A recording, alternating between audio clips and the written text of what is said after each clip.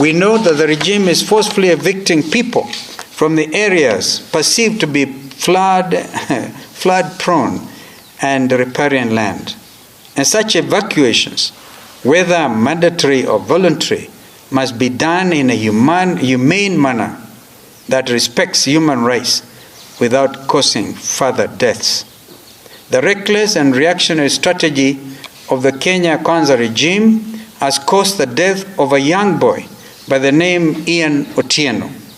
Ian was killed yesterday when the government bulldozers forcefully evicted those living in Mathare.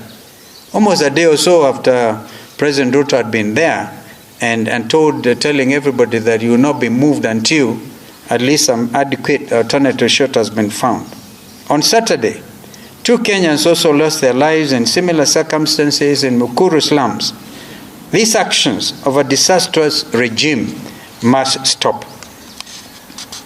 In light of the current tragedy, we demand that this regime adopts protective measures of early warnings and facilitation relocation of communities in imminent risk of being affected by the floods and adhere to effective disaster management strategies.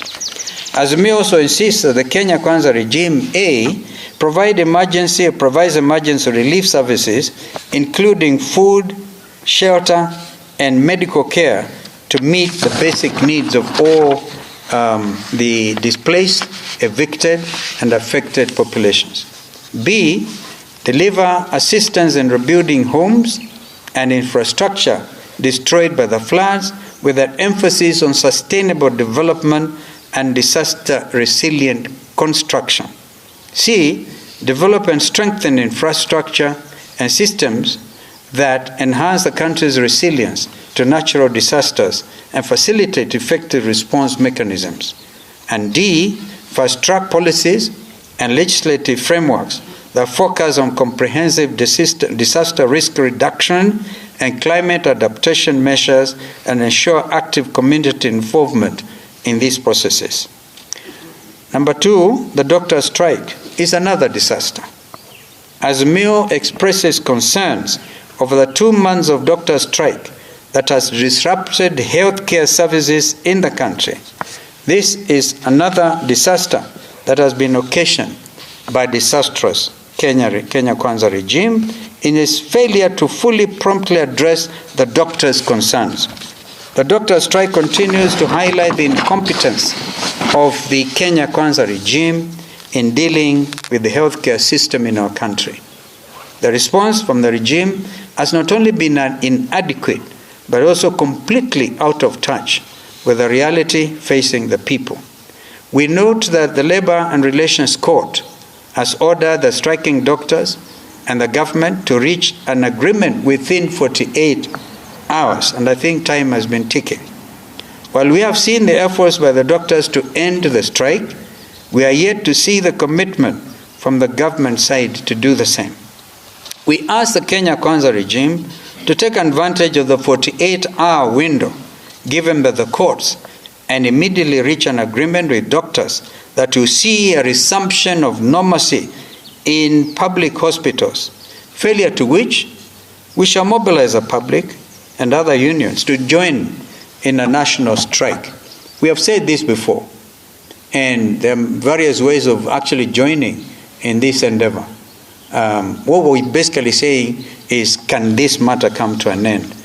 As a result of these floods, waterborne diseases are now, we've seen the headlines in the major newspapers today, problem with cholera in Tana River County and elsewhere, everywhere. Now with the doctors on strike, what else can this be other than disastrous? On the critical matter of General Ogola's death, we demand for a parliamentary select committee immediately. On April the 18th, 2024, the Chief of Defense Forces, General Francis Omondi Ogola, lost his life in the course of duty. Excuse me.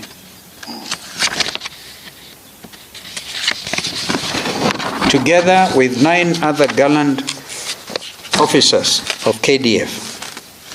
We note with concern that the Kenya Kwanza regime has moved on swiftly, leaving the families of the departed soldiers with no help. They also are yet to establish a time-bound public inquiry into the cause of the chopper crash. We reiterate our earlier demands of securing the services of independent and international experts or investigators who will get to the bottom of this matter. The ongoing investigations by the Kenya Air Force is a limited internal affair that does not satisfy the requirement of an open, transparent, independent, and credible investigation. We too demand that a parliamentary select committee inquiring into the tragedy be set up immediately. Kenyans are concerned and suspicious that the tragic death of the four-star general and his colleagues may be connected to sinister political machinations. This is particularly so given the unsubstantiated allegations against his person relating to the 2022 presidential elections. And fourthly, we want to deal with the fake fertilizer disaster. As Azimio, we thank the 149 members of the National Assembly who voted to impeach the Cabinet Secretary for Agriculture and Livestock Development. We are aware that his impeachment trial is ongoing, with Parliament calling for a special sitting to deliberate on the Select Committee report on Monday the 13th. We expect that 11 members of the Select Committee will honor the vote of the 149 members and confirm Lenturi's impeachment from office. Lenturi's reign as the Minister of Agriculture and Livestock Development has been nothing short of a disaster. Kenyan farmers were supplied with fake fertilizer that not only destroyed the entire planting and harvest season, but also degraded their land.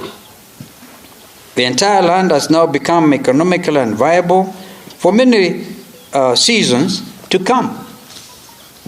This can only be described as economic sabotage. Apart from the impeding impeachment, Lenturi must also be tried in the anti-corruption courts for the crimes of economic sabotage. Finally, we urge all the parliamentarians to critically scrutinize the budget policy statement and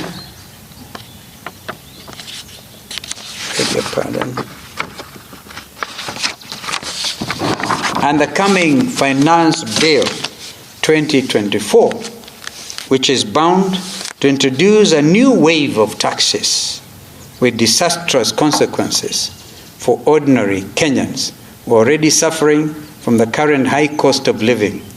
Indeed, we conclude that Kenya Kwanza is so far a disastrous regime that should be impeached in its entirety.